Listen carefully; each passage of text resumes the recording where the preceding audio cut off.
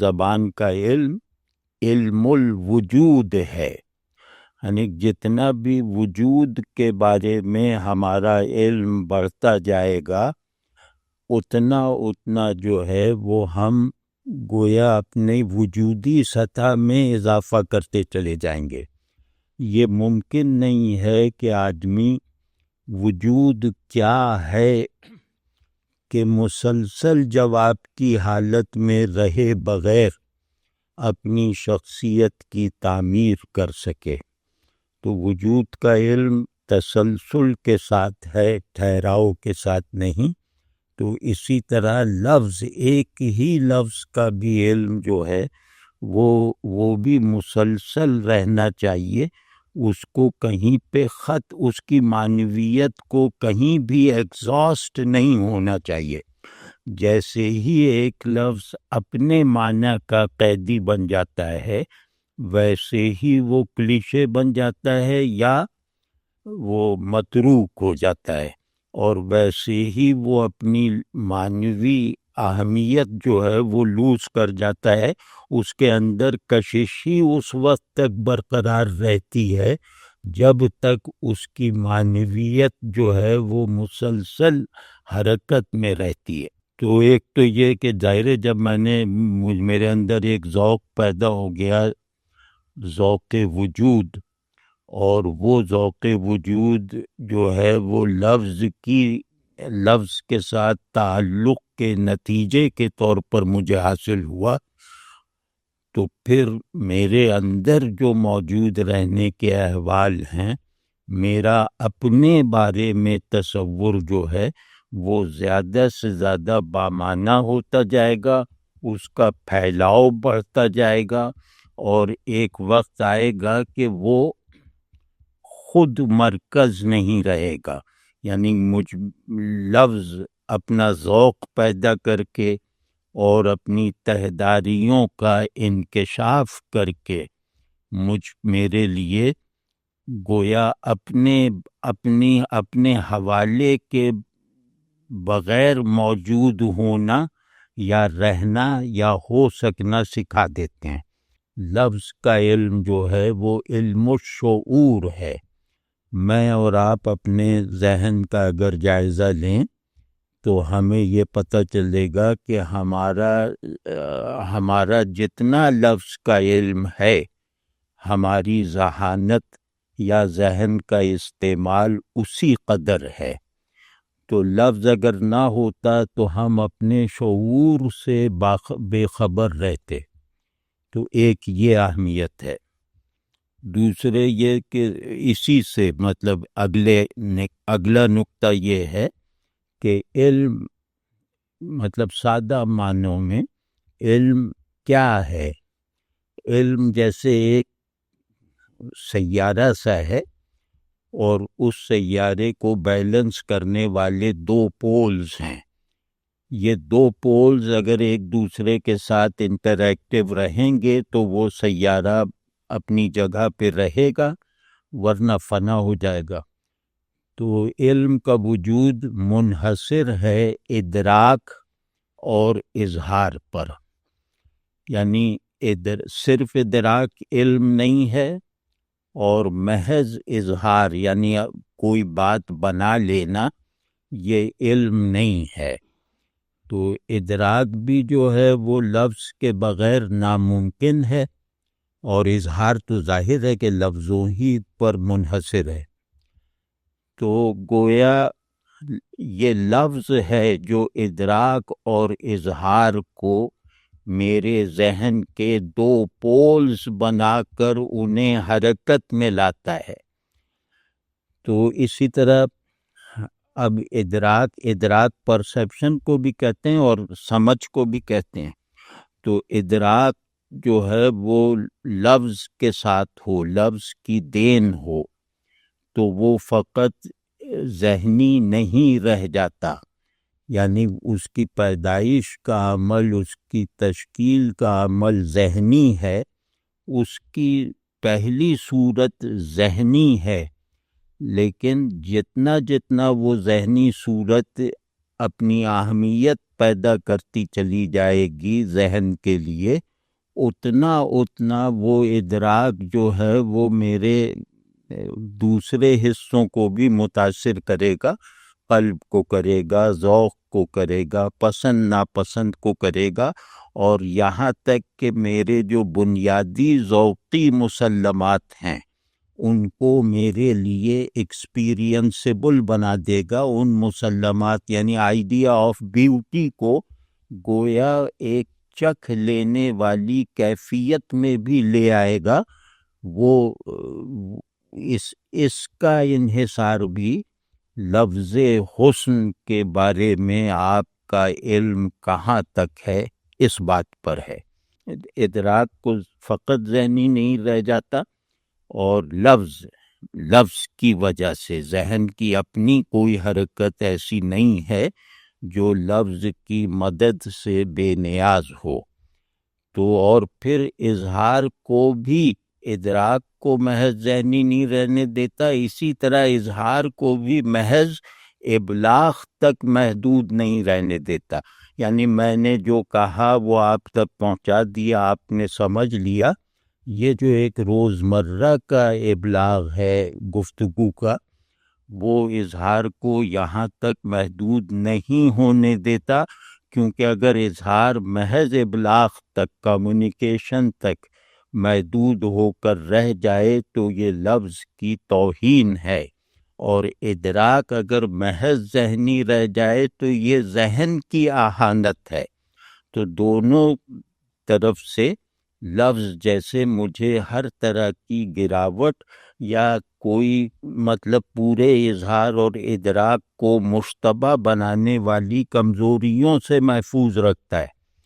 اب اس پہلو سے اگر ہم دیکھیں تو ہمارا مسئلہ یہ ہونا چاہیے ہر آدمی کا کہ وہ اپنی شخصیت کو بھرا پورا رکھے، اپنی شخصیت کی سپیس بڑھاتا رہے، اپنے ذہن میں اپنے ہی تصور کو زیادہ بامعنی بناتا رہے، اپنے ہونے کو خود اپنے ہی دل کے لیے جو ہے وہ زیادہ محسوس کرواتا رہے. تو ہر ظاہر ایک شخصیت اسی کا نام ہے، تو شخصیت بھی مطلب تسلسل میں رہتی ہے.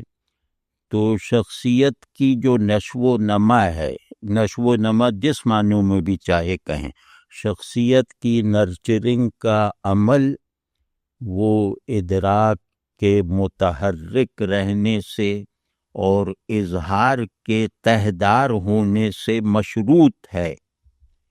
یعنی لفظ جب ہم استعمال کرتے ہیں تو اس کا وہ حصہ بہت تھوڑا ہوتا ہے جو ہم دوسرے تک پہنچانا چاہتے ہیں. میں کسی سے اگر کہوں کہ تم یہاں آؤ، تو اب یہ بالکل سپاٹ سا ایک جملہ ہے، لیکن لفظ سے پیدا ہونے والا میرا ذوق معنی وہ اتنا میچور ہو چکا ہے اور اتنا خودکار ہو چکا ہے کہ ایک تم کو بلاتے ہوئے بہت سارے تم اکٹھے ہو جاتے ہیں. مطلب میں ایک کو بلا رہا ہوں کہ تم آ جاؤ، اور اس میں جیسے ایک دل کی مراد بھی ابھر کر سامنے آتی ہے، ذہن میں موجود تم کے آئیڈیل تصورات بھی یہ کہتے ہی حاضر ہو جاتے ہیں کہ وہ تم کہاں ہے جو ناقابل رسائی ہے، جس سے یہ نہیں کہا جا سکتا کہ تم یہاں آؤ. تو گویا معنی کی کئی لہریں چلتی رہتی ہیں اس ایک فقرے میں جس کی مراد واضح ہے، جس کا مفہوم بالکل دو ٹوک ہے، اس میں غلط فہمی کا امکان نہیں ہے. لیکن کہنے والا تم کے لفظ سے، آ جاؤ کے امر سے اتنی گہری مناسبتیں پیدا کر چکا ہے کہ وہ یہ سادہ سا فقرہ کہتے ہوئے بھی گویا تم کے نئے نئے مفاہیم، اور بلکہ یہ کہ تم کے نئے نئے مصداقات کو ذہن میں لے آتا ہے، اور آنے کے لیے جو حرکت درکار ہے اور اس کے آنے کی مجھے جو ضرورت ہے وہ فوری ضرورت نظر انداز ہو کر گویا اس کے آنے کو اپنے لیے کوئی بہت بڑا بامعنی واقعہ بنا لیتا ہے۔ تو یہ مطلب یہ خیالی باتیں نہیں ہیں، ایسا لوگوں کے ساتھ ہوتا ہے اور ہر ایک کے ساتھ ہوتا ہے، لیکن یہ کہ یہ جیسے ایک نظام سا بن جائے تو پھر جیسے اسے ہم کہہ سکتے ہیں کہ شخصیت نے اپنی تعمیر کا ایک نیا عنصر یا ایک نیا جوہر دریافت کر لیا ہے کہ ہم چاہتے ہیں کہ ہماری تعمیر میں ہر اینٹ دوسرے سے مختلف ہو، لیکن ہر اینٹ سے ہمارا مفاد اپنی تعمیر کا ہے۔ تو وہ دیوار کتنی اچھی ہوگی کہ جس کی ہر اینٹ ایک دوسرے سے مختلف ہو، لیکن ایک دوسرے سے مختلف ہوتے ہوئے ان کے درمیان ایک ایسا پیوند اور ایسی جڑت ہو جو دیوار کے وجود کے لیے ضروری ہے، دیوار کو قائم رکھنے اور اسے تعمیر کرنے کے لیے ضروری ہے۔ تو شخصیت کو ہمیشہ اس دیوار کی طرح تعمیر کریں، تو وہ لفظوں کے بغیر، لفظ کی گہرائی میں غوطہ لگائے بغیر یہ سب ممکن نہیں ہے۔ تو دوسرا یہ کہ خیال، ذہن کا حال، احساسات اور قلب کا، اور فعل یعنی ارادے کی پروڈکٹ، ذہن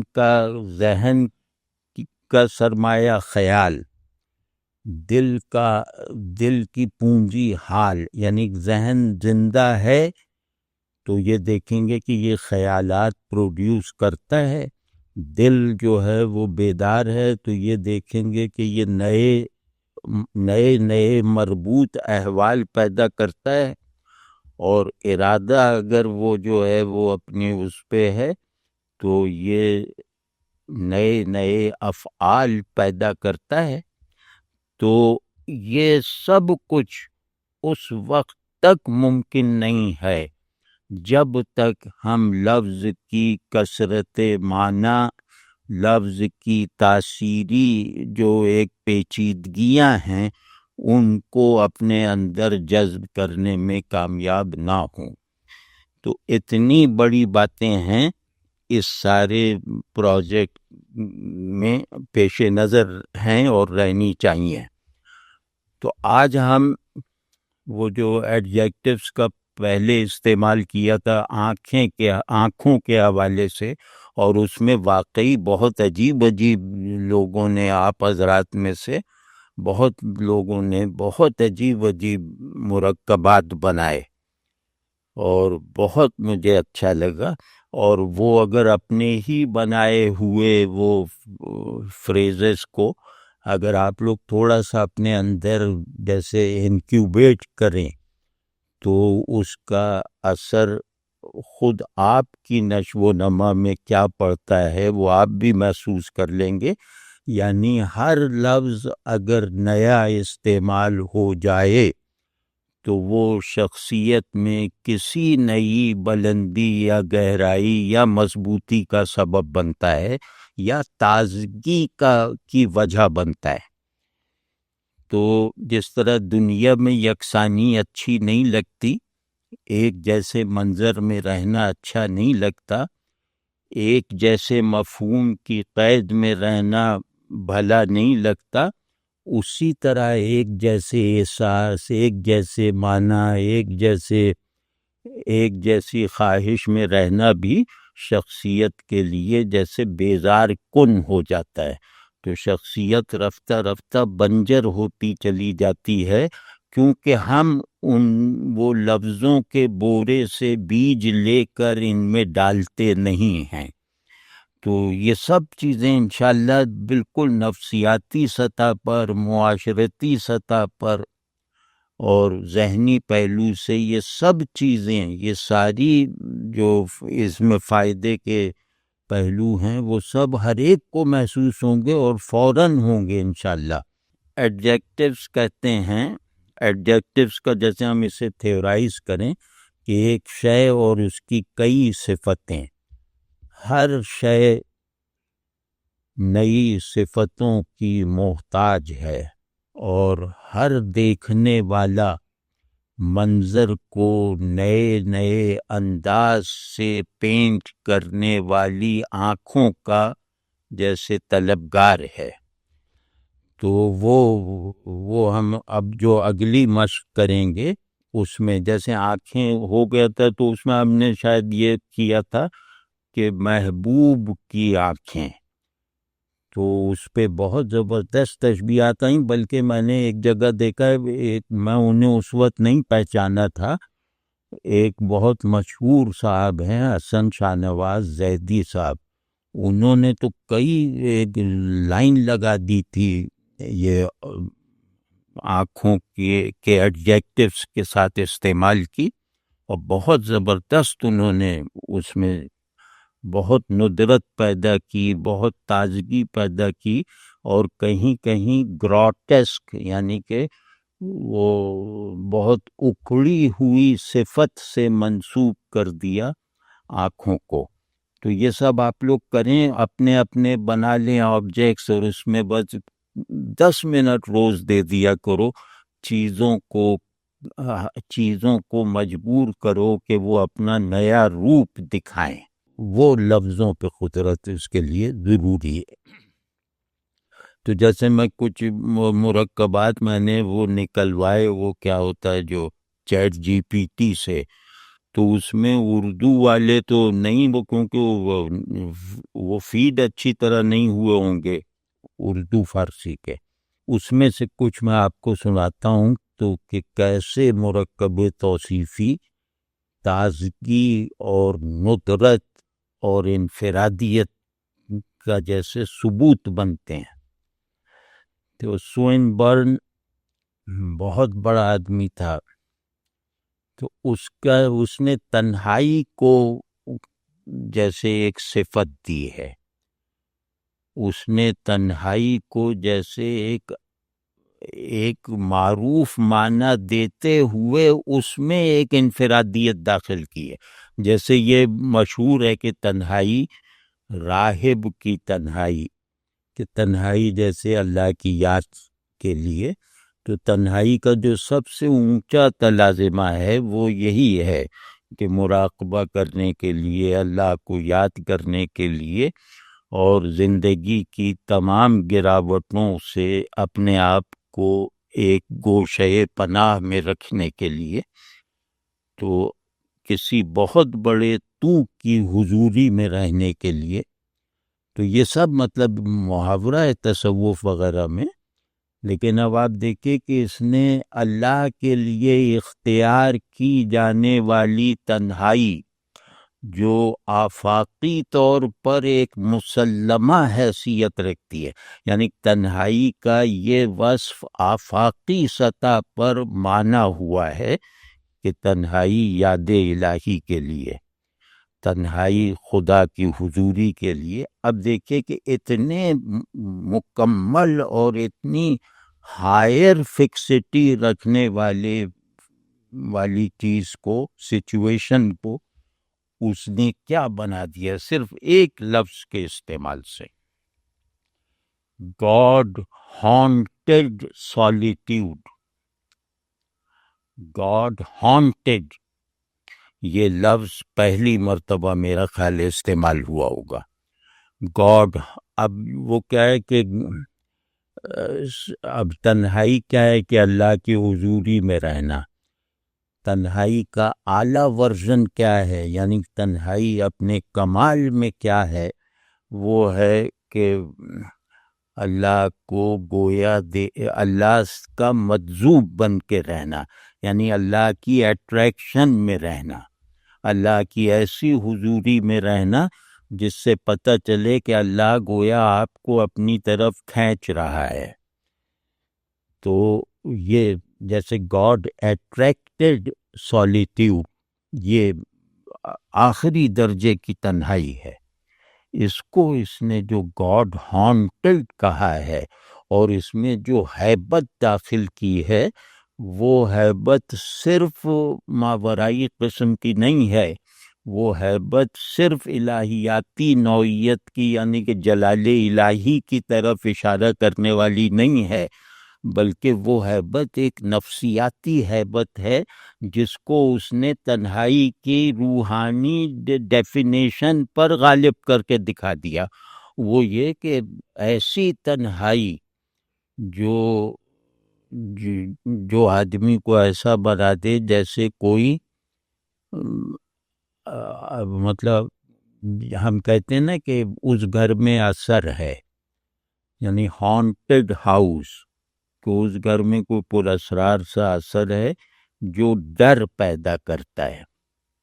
تو اس نے یہی کام کیا ہے باطن کے لیے کہ باطن پر خدا کا ایک ایسا نامعلوم مگر بہت شدت سے محسوس ہو جانے والا اثر ہے جو خوف پیدا کرتا ہے، اور خوف بھی ایسا کہ وہ دیکھنے اور نہ دیکھنے کی بائنری میں نہیں ہے کہ مجھے وہ دکھائی نہیں دے رہا جس سے میں ڈر رہا ہوں، یہ بھی ٹھیک ہے، یا میں نے وہ اثر دیکھ لیا ہے اس وجہ سے میں ڈر رہا ہوں۔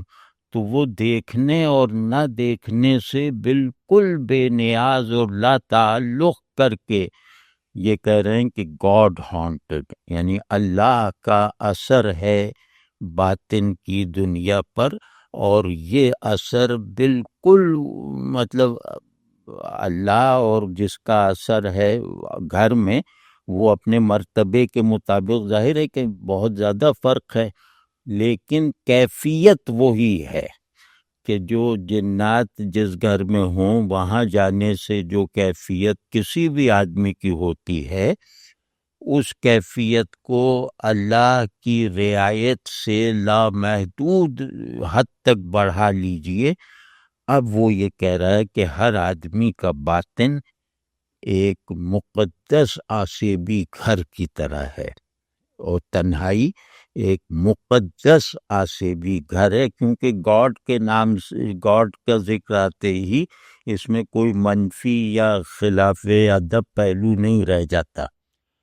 تو یہ کتنے بڑے مسائل اس نے احساسات میں ایک گنجلک سی پیدا کرنے کے بعد اسے حل کر کے ہمیں سجھا دیے ہیں۔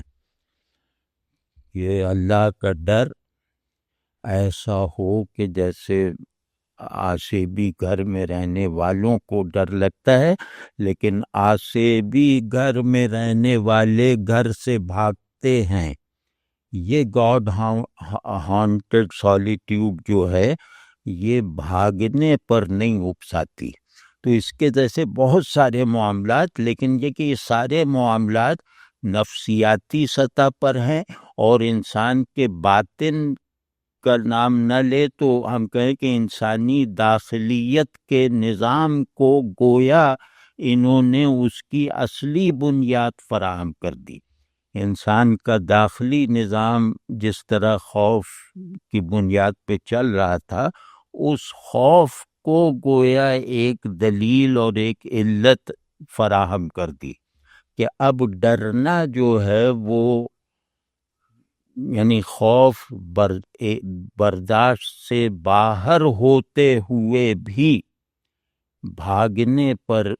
بھاگنے کا خیال نہیں آنے دیتا۔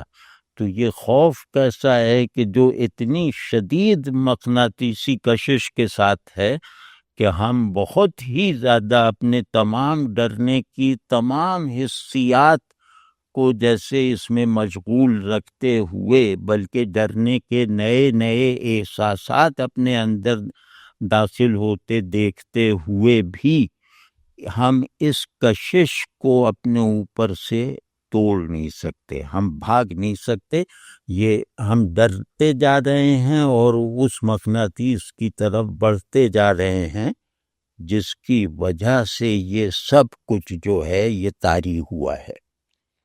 تو اب دیکھیں بہت بامعنی ہے، اور اس کو مطلب اگر صوفیوں کا مجمع ہو تو اس کو اور طرح سے بھی کہا جا سکتا ہے۔ ہومر کو ضرور پڑھیے، ہومر کی جو وہ دونوں ایپکس ہیں وہ ضرور پڑھیے، اور وہ پڑھنے سے آپ کو اپنے اندر ایک ایٹرنیٹی جیسے آنکھ کھولتی ہوئی محسوس ہوگی. ضرور پڑھیے. اور وہ ہومر دنیا کی ہر زبان میں ترجمہ ہو چکا ہے. ظاہر ہم ترجمہ ہی پڑھ سکتے ہیں، تو جس کی انگریزی اچھی ہے وہ انگریزی میں پڑھ لے، اور اردو میں پڑھنا چاہے تو سلیم الرحمن صاحب نے بے مثل تراجم کیے ہیں، وہ جہاں گرد کی واپسی وغیرہ وہ دیکھے. تو ہومر کا دیکھیں، وہ سمندر کو تشبیہ دے رہا ہے. آج سے 3,500 برس پہلے. وائن ڈارک سی. وائن ڈارک یہ مرکب ہے. وائن ڈارک سی. اب اس میں آدمی ذرا سے کچھ سمجھ نہیں آتا ہے کہ اس کو محسوس کرے یا اسے سمجھنے کی کوشش کرے یا اس سے اپنے متخیلہ کو بیدار کرے. مطلب ہر چیز جو آپ کے پاس میسر سامان ادراک ہے وہ اس کے آگے ہیچ ہے، کہ آپ کو سمجھ ہی نہیں آ رہا کہ اس کو محسوس کرنے والی حسیات ہی میرے اندر نہیں ہے تو کہاں سے لاؤں. اس کو تصویر کر لینے والا تخیل میرے اندر موجود نہیں ہے، اس کا ساز و سامان.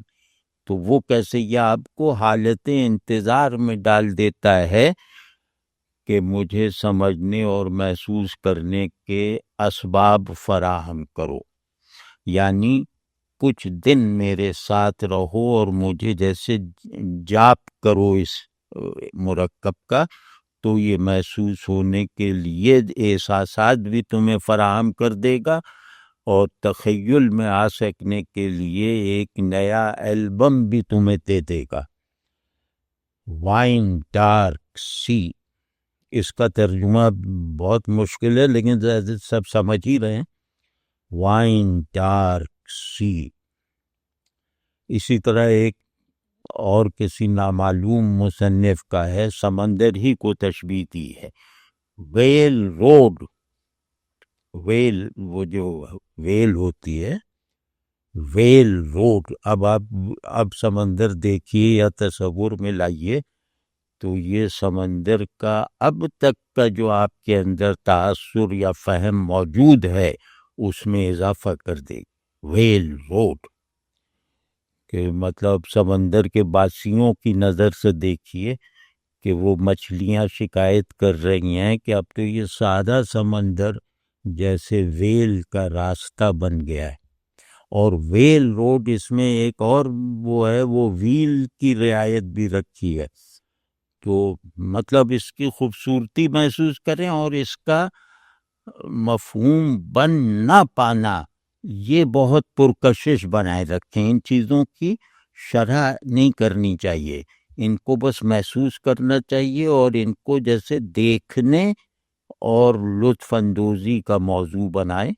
تو جیسے جیسے ہم ان کو دیکھنے کے قابل ہوتے جائیں گے، نئے نئے احساسات سے مانوس ہوتے جائیں گے، ویسے ویسے ہماری شخصیت جو ہے وہ کم از کم وہ جو ایک وہ معمولی پن ہے اس سے نکلتی جائے گی، اور ہم نے جو اپنی دنیا پر ایک یبوست اور یکسانی جو ہے وہ اپنی وجہ سے مسلط کر رکھی ہے وہ ٹوٹتی جائے گی. تو اسی طرح ہومر ہی کا ہے، وہ لہر کو، سمندر کی طغیانی کو، ایک بہت اونچی لہر اٹھی ہے وہ دکھا یہ رہا ہے. تو اس کو جو ہے وہ تشبیہ، اس کو جیسے وہ مرکب بنا رہا ہے، تشبیہ دے رہا ہے یا مرکب اس کو اس کا وصف بتا رہا ہے. Heaven high. ہیون ہائی آسمان جیسی بلند، اور یہ بھی جیسی بھی اس میں نہیں ہونا چاہیے، یعنی کہ آسمان بلند، یوں کہنا چاہیے کہ بلندی میں آسمان. تو لیکن پھر بھی اس سے تشفی نہیں ہوتی. تو اس کو یوں ہی سمجھیں کہ ایک اونچی لہر ہے جس کو ہومر اس طرح دیکھ رہا ہے کہ اس کے اور آسمان کے بیچ میں کوئی فاصلہ ہی نہیں رہ گیا.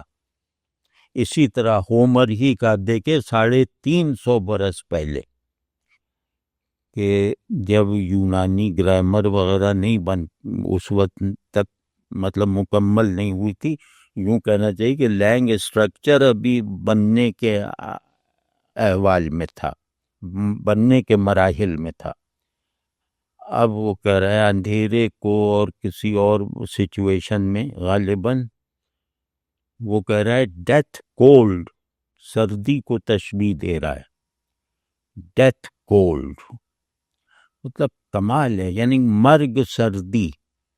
اگر فارسی میں کہیں تو اس کا ترجمہ ہوگا مرگ سردی، موت ٹھنڈک. تو ایسی نہ لائیں، ایسی سمجھنے کے لیے لا سکتے ہیں لیکن وہ مراد نہیں ہے کہ موت کی طرح ٹھنڈک. تو لیکن یہ کہ وہ ناقص ہے، بس اس کو ایک ہی نام سمجھیں، ڈیتھ کولڈ. سردی کی ایک قسم ہے جسے کہا ہے ہومر نے ڈیتھ کولڈ. اب اس میں سردی بھی ہے، اندھیرا بھی ہے، نیچے ڈوبنے کا ڈر بھی ہے، اور سے بس 50 چیزیں آپ اپنے تخیل سے جمع کر لیں جو ڈیتھ کولڈ کو تصویر کریں اس سے مناسبت رکھنے والے پس منظر کے ساتھ.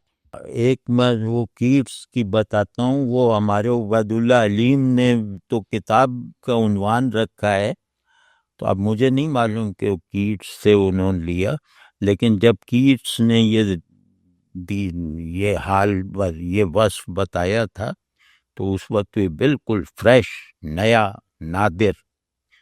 اسٹار آئیڈ، یہ دیوی کو کہا کہ اسٹار آئیڈ گاڈیس، یعنی کسی کے حسن کی تحسین میں کہا کہ اسٹار آئیڈ. تو انہوں نے لکھا ہے نا چاند چہرہ ستارہ آنکھیں، تو وہ جیسے شاید یہاں سے لیا ہو. تو اب آپ جیسے دھماکے کی طرح آنے والی ایک وہ ایڈجیکٹو دیکھیے جو بالکل جیسے لفظوں کی دنیا میں بھی دھماکہ ہے، معنی کی اقلیم میں بھی زلزلہ ہے، اور یعنی کائنات کو دیکھنے کا، اس کی سماویت کے ساتھ دیکھنے کا جیسے ایک نیا روزن کھلا ہے، ذہن میں بھی، آنکھوں میں بھی، دل میں بھی. ڈی وی شبنمی، ڈی وی آئیڈ مورن، ورڈسورتھ. ڈی وی آئیڈ مورن، صبح کو بت کہہ رہا ہے یہ. اب اس میں مطلب کچھ سمجھ نہیں آتا ہے کہ یا تو یہ کہ اس پہ حیران ہو جاؤ، یا وجد میں آ جاؤ، یا شرمندہ ہو جاؤ، یا یہ کہ نئی آنکھوں کی ضرورت محسوس کرو، پرانی آنکھوں سے بیزاری ہو جائے، اپنے آپ کو مجرم سمجھو کہ تم نے نیچر کو تو دیکھا ہی نہیں ہے، تم نے نیچر کو گھٹیا آنکھوں سے دیکھا، گھٹیا ارادوں سے دیکھا. تو یہ سب کچھ اس میں جمع ہے، ڈی وی آئیڈ مورن.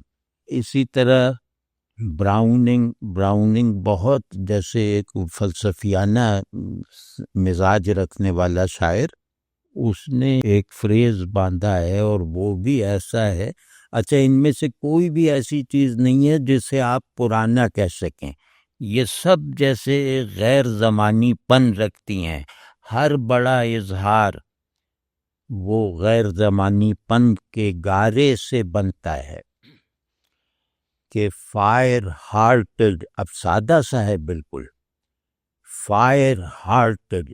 اب ہم جانتے ہیں کہ دل کی آگ، دل میں آگ لگی ہوئی، آگ بگولا دل، نفرت سے بالکل آتش فشاں بن جانے والا دل، یہ سب ہمارے لیے جیسے مانوس نسبتیں ہیں دل کی، لیکن اس کو ایک نام بنا دینا، فائر ہارٹڈ، اس کا کوئی ترجمہ، آتش دل جیسے یہ، تو یہ بھی مطلب اس کے برابر کا نہیں لگتا.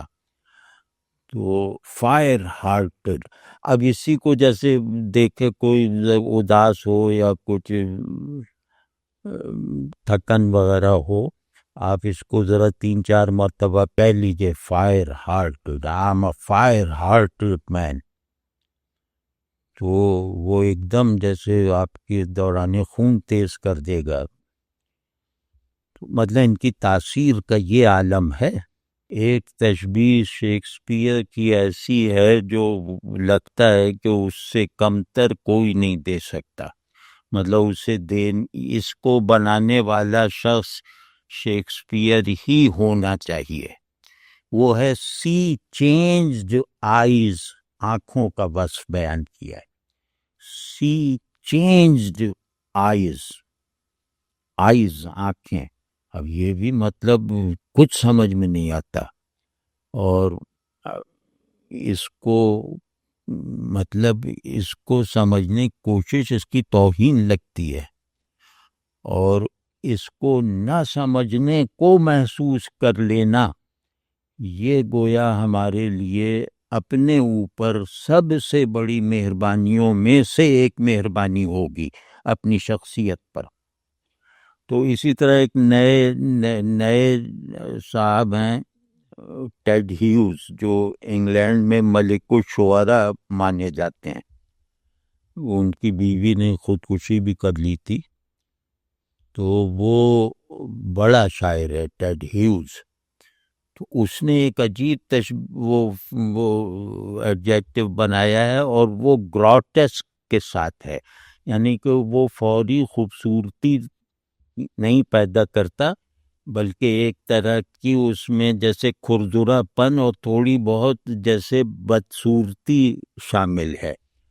لیکن بدصورتی بھی اپنا اگر تازگی کے ساتھ اور نئے عنوان سے انکشاف کرے تو وہ بھی محسوس اسی طرح، اس کا فائدہ بھی اسی طرح ہوتا ہے جیسے خوبصورتی کو اپریشیٹ کر سکنے سے ہوا کرتا ہے، کیونکہ یہ اظہار کی ندرت ہے نا. بون ہاؤس، بون ہڈیاں، بون ہاؤس. اب اس کو جسم سے لکھوں کہ نئے لوگوں میں وہ گہرائیاں نہیں ہوتی جو پرانوں میں ہومر وغیرہ ورڈسورتھ میں ہے. وہ کیلیبر تو نہیں ہے، لیکن ایک جدید آدمی جو خاردار ماحول میں اور خاردار باطن میں بندھا ہوا ہے، وہ اپنے آپ کو ایکسپریس کر رہا ہے اس ترکیب میں کہ بون ہاؤس. اب آپ اس کا ڈراؤنا پن، اس میں اگلینس، اس میں جو گروٹیسک یعنی جو محسوس کرنے میں ناگوار ہو، لیکن آپ پر کچھ نہ کچھ ایسا منکشف کر دے جس کی جمالیاتی اہمیت بھی ہو. تو بون ہاؤس آدمی جسم کو کہہ سکتا ہے بون ہاؤس. آدمی یہ جو اسلام آباد جا کے پرائم منسٹر ہاؤس وغیرہ اسمبلی ہال کو بھی کہہ سکتا ہے بون ہاؤس. تو مطلب یہ ایسا ہے کہ اس کو ہم سمجھ بھی چکے، محسوس بھی کر چکے ہیں، اور ہماری سمجھ میں نہیں آ رہا تھا. مثال طور پہ پارلیمنٹ ہاؤس کے بارے میں کہ ہم کیسے اس کے بارے میں اپنا حقیقی تاثر بیان کریں، تو وہ ہماری سمجھ نہیں آ رہا تھا. اچانک ٹیڈ ہیوز کی یہ ترکیب نظر پڑی تو ہم نے کہا ہاں بس یہ صحیح ہے، بون ہاؤس. یہ میں نے مطلب ذرا تحریک دلانے کے لیے کچھ چیزیں نقل کی ہیں. اب جو کرنے کا کام ہے، جو ابھی مطلب ہم کوشش کرتے ہیں مل کر، وہ یہ کہ اسی کو سبجیکٹ کو جاری رکھیں آنکھیں سے. اب محبوب کا قد، اور محبوب سے ایک بات جو ہے نا وہ ذرا سا واضح رکھیں کہ حسن جینڈر لیس ہوتا ہے. تو جب بھی ہماری شاعری میں محبوب کے لیے زیادہ تر مذکر کا صیغہ استعمال ہوتا رہا اور اس کی آج کے لوگ عجیب تعبیریں کرتے رہے، تو وہ مذکر کا صیغہ ہمیشہ تعظیمی ہوتا ہے. تو وہ جیسے ہمارے یہاں بعض علاقوں میں یا بعض کلچرز میں ماں کے لیے بھی مذکر کا صیغہ استعمال ہوتا ہے، تو یہ احترام کا تقاضا لگتا ہے. تو اب آپ حسن کا نسائی اور مردانہ ہونا فراموش کر دیجئے، ایک طرف رکھ دیجئے، کیونکہ یہ جو ہے یہ ڈیوائیڈڈ حسن ہے، اور یہاں دونوں مطلب اگر حسن نسائی اور مردانہ میں تقسیم ہو گیا تو گویا یہ ایک ٹوٹا ہوا گلدان ہے. تو گلدان کو جوڑے رکھیں، اور وہ ہے انسان کا حسن. محبوب انسان ہے، جینڈر باؤنڈ نہیں ہے، اور انسان مظہر جمال ہے، عورت یا مرد مظہر جمال نہیں ہے. تو اس کو ذرا سا ذہن میں رکھ کر اب آپ لوگ فریزنگ کیجئے، وہ جو میں کہہ رہا تھا ایڈجیکٹیول کمپاؤنڈ بنائیے. قد یعنی قامت، محبوب بلند قامت ہے، یہ محبوب کا لازمی وصف ہے. محبوب کبھی ٹھگنا نہیں ہوتا، ہمیشہ بلند قامت ہوتا ہے. تو محبوب کا بلند قامت ہونا اسے عنوان دیجئے. جیسے کہتے ہیں نا سرو قد، یہ محبوب کی ایک صفت ہے سرو قد.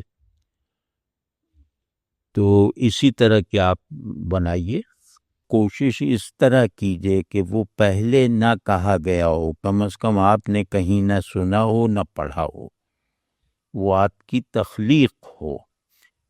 اس طرح کیجئے، اور اس میں الٹب بھی جمع کر دیجئے، وہ کوئی بات نہیں. اس سے یہ ہوگا کہ آپ کا وہ جو تکلف ہے نا وہ ٹوٹ جائے گا. اس میں یہ نہ سوچئے کہ یہ صحیح ہے یا غلط ہے، بس یہ دیکھیے کہ یہ پہلی مرتبہ ہے، اور آپ کے ذہن میں اس کی وضاحت ہو. اگر کوئی پوچھ لے کہ بھئی آپ نے جو گہرا قد کہا ہے یہ کیا ہے؟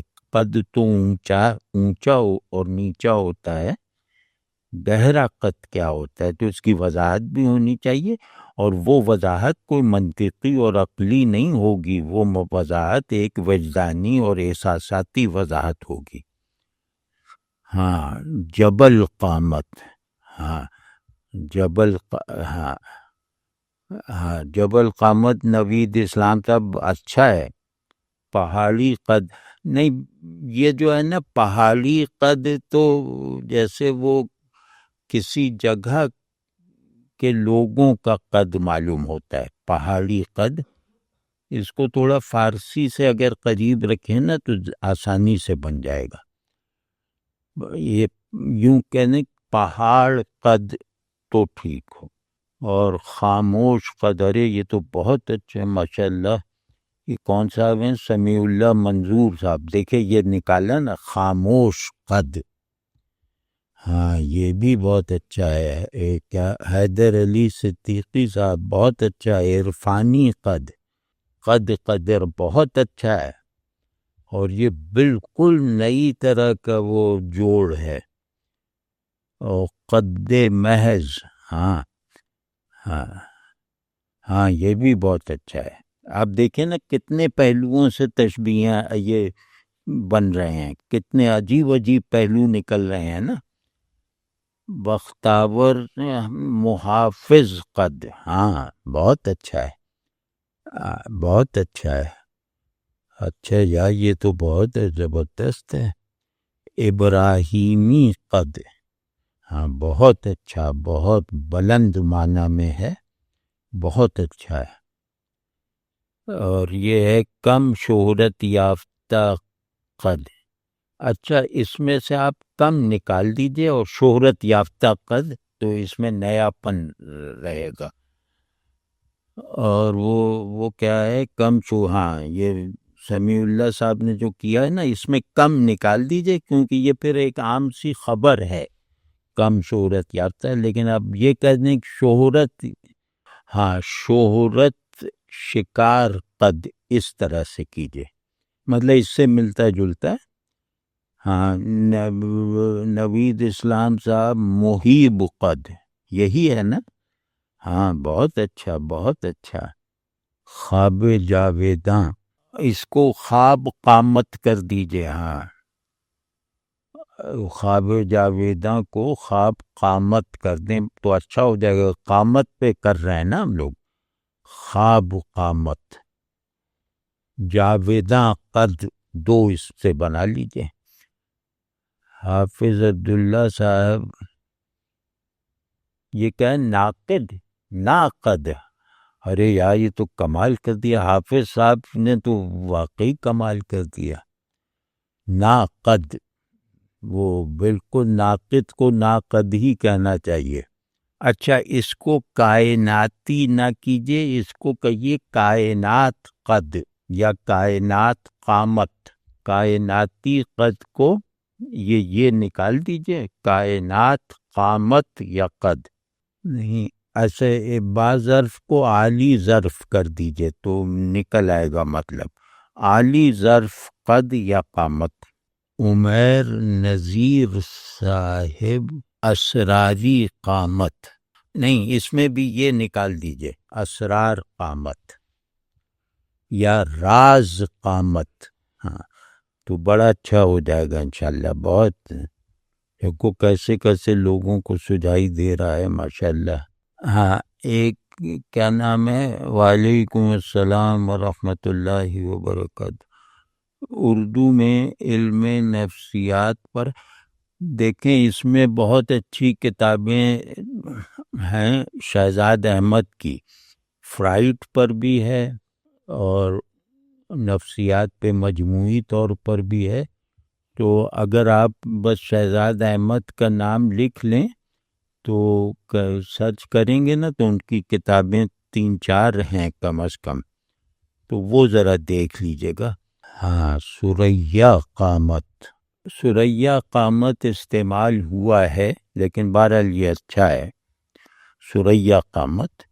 قد نازنی نہیں، اس کو اس طرح کیجئے قد نازنی، تو وہ اسم نہیں بن پایا. اس کو اس طرح کی نازنی قد، نازنی پہلے لے آئیں. بختاور، اب یہ مجھے نہیں معلوم صاحب ہیں یا صاحبہ ہیں، لیکن بہت اچھا بنایا ہے. واہ.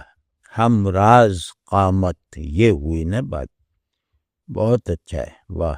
سمیع اللہ منظور صاحب طلوع سحر قامت، نہیں اس طرح نہیں، یا تو آپ اس کو کہیے سحر قامت یا اس کو کیجیے طلوع قامت. تو دونوں طرح بنا لیجئے تو 2 ترکیبیں بن جائیں گی، طلوع قامت یا صبح قامت، سحر قامت. اور طوبہ قامت، ہاں یہ بھی وہ ان کے سیٹ وہ اچھا بنایا انہوں نے، حیدر علی صدیقی صاحب نے. طوبہ قامت بہت اچھا بہت اچھا. طور قامت طاہر زمان صاحب بہت اچھا ہے. ہاں بہت اچھا ہے. یہ کیا نام ہے ان کا، با حضور قد، یہ بہت اچھا ہے بہت اچھا ہے. عمیر نذیر صاحب جبار قامت، ہاں یہ بھی بہت اچھا ہے، یہ بھی بہت. با علم قد نہیں، اس میں آپ 2 لفظ لایا کیجئے، اس کو جو ہے نا علم قامت کر دیجئے. با علم قد کو علم قامت، بالکل نیا ہے. تو یہ جناب آج کا ہو گیا، اور اب آپ لوگ اپنے طور پہ کچھ کر کے شروع میں جمع کروا دیا کیجئے نا، تاکہ آغاز ہم اس سے کریں. کوئی فلاں صاحب نے یہ تشبیہ بنائی، اس سے یہ نکل سکتا ہے. تو جیسے مجھے آپ مجبور کریں کہ میں آپ کے کاموں کی تشریح کروں، یعنی آپ کے کاموں تک محدود رہوں. تو یہ ذرا کر کے دیکھے گا. اور بھائی میں قسم کھا کے کہہ سکتا ہوں کہ ہماری اندر کی سیرابی کا دار و مدار ہے ان ایکٹیویٹیز پر، ورنہ باطن میں جو ہے وہ خزاں چھا جائے گی.